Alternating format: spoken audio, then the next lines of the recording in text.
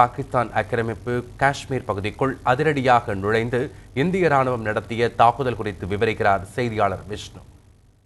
September 11 மற்றும் 18ஆம் தேதிகளில் பூஞ்ச் மற்றும் ஊரி மாவட்டங்களில் பாகிஸ்தான் படையினர் அதிரடி தாக்குதல் நடத்தினாங்க. அதற்கு பதிலடி கொடுக்கும் வகையில் இந்திய ராணுவத்தினர் பாகிஸ்தான் ஆக்கிரமிப்பு காஷ்மீரில் இருக்கக்கூடிய இடங்களான கேல், லிபா மற்றும் பீம்பர் ஆகிய இடங்களில் செப்டம்பர் 29ஆம் தேதி அதிகாலையில் தாக்குதல் நடத்தினாங்க. இதை மீ-17 ரக ஹெலிகாப்டர் மூலமாக இந்த பாகிஸ்தான் ஆக்கிரமிப்பு காஷ்மீருக்குள்ள இந்திய ராணுவ படையினர் 12 மணி அளவில் முதல்ல நுழையிறாங்க. அதை தொடர்ந்து 3 பகுதிகளில் கேல், லிபா, பீம்பர் ஆகிய மூன்று பகுதிகளில் 7 இடங்களில் தாக்குதல் நடத்தப்படுகிறது. இந்த தாக்குதல் சர்ஜிக்கல் ஸ்ட்ரைக் அப்படின்னு சொல்றாங்க.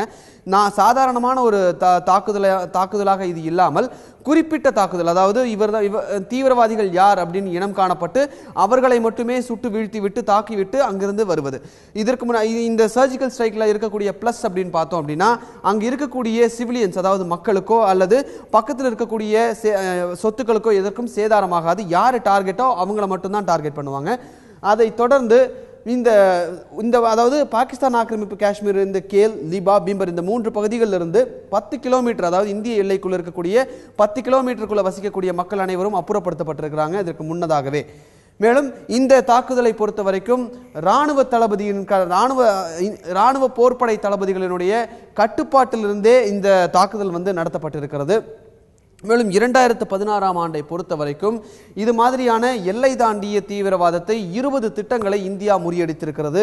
மேலும் இந்த தாக்குதலில் 38 தீவிரவாதிகளும் 2 பாகிஸ்தான் ராணுவ வீரர்களும் சுட்டுக் கொல்லப்பட்டிருக்கிறார்கள், தாக்கப்பட்டு அழிக்கப்பட்டிருக்கிறார்கள். மேலும் இந்த வகையில் பார்க்கும் பொழுது கடந்த 2 நாட்களாகவே இந்திய விமானப்படை 18 விமானப்படை தளங்களில் தொடர்ந்து பயிற்சி ஈடுபட்டு வராங்க.